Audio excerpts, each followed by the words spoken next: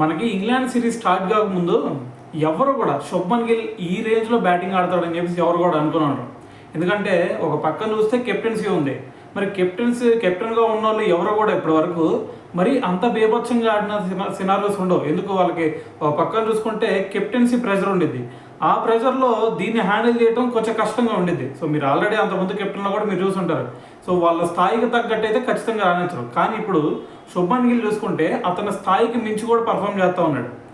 మరి దీని గురించి చాలామంది ఎక్స్ క్రికెటర్స్ కూడా మాట్లాడారు. అయితే ఇప్పుడు యువరాజ్ సింగ్ కూడా దీని గురించి అంటున్నాడు. ఇక్కడ నాకు ఫస్ట్లో కొంచెం డౌట్ ఉండేది. మనకి ఎప్పుడైతే ఇతను ఫస్ట్ టెస్ట్ కెప్టెన్గా బాధ్యతలు చేపట్టాడో అప్పుడు దీన్ని ఒక సవాల్గా తీసుకున్నట్టున్నాడు. సో మరి ఆ సవాల్గా కనుక తీసుకోపోయినట్టయితే ఖచ్చితంగా ఈ పర్ఫార్మెన్స్ వచ్చేది కాదు. దాంతోపాటు మరి ఒకే టెస్ట్లో 400 రన్స్ కొడతామంటే ఇది నార్మల్ మ్యాటర్ కాదు. సో ఖచ్చితంగా దీని గురించి అయితే నాకు చాలా గర్వంగా ఉంది. దాంతోపాటు వాళ్ళ ఫాదర్ కూడా దీని గురించి సో చాలా గర్వంగా ఫీల్ అయి ఉంటాడని చెప్పేసి మరి శుభ్మన్ గిల్ గురించి అయితే మాట్లాడాడు. సో దాంతోపాటు ఇక్కడ యువరాజ్ అంటుంది ఏంటంటే ఇంకోటి, మనకి సెకండ్ టెస్ట్లో మన వాళ్ళు గెలిచారు కదా. సో గెలిచిన దానికి ఇక్కడ శుభ్మన్ గిల్కి దాని తర్వాత ఆకాష్ దీప్ వీళ్ళ గురించి మాట్లాడుకున్నారు. కానీ వెనకమాల ఉన్న గౌతమ్ గంభీర్ అలాగే అజిత్ అగర్కర్ వీళ్ళిద్దరి గురించి ఎవరు మాట్లాడుకోవట్లేదు.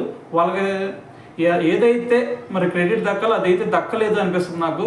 సో ఈ మన ఇండియన్ టీం ఈ స్టేజ్లో ఉంది అంటే ఫస్ట్ మనకి వాళ్ళిద్దరు రోల్ కూడా చాలా ఉంది అని చెప్పేసి వాళ్ళిద్దరి గురించి కూడా మాట్లాడాడు అనమాట.